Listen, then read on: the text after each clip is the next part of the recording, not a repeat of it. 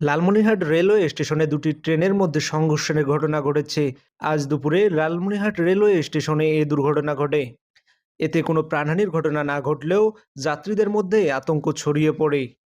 জানা যায়, রাজধানীর কমলাপুর থেকে ছেড়ে আসা লালমনি এক্সপ্রেস ট্রেনটি প্রায় 5 ঘন্টা বিলম্বে লালমনিরহাট রেলওয়ে স্টেশনে পৌঁছায়।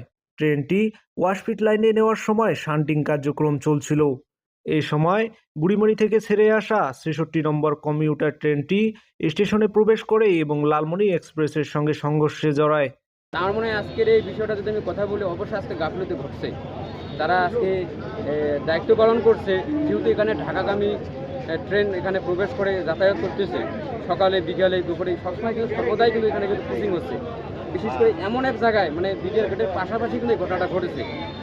আর এদের সময়টা নির্ধারণ করে দিচ্ছিল যে কোন সময় কোন ট্রেনটা আসে। তারা যদি নির্ধারণটা করতে পারতো তারা আজকে এই ঘটনা ঘটতো না। বগি লাইনচ্যুত হয়ে যায়, এতে কোনো ক্ষয়ক্ষতি হয়নি। আমরা এই সংবাদ পেয়ে তাৎক্ষণিকভাবে এলাকায় আসি, আইন শৃঙ্খলা কন্ট্রোল করি এবং এখন যান চলাচল স্বাভাবিক।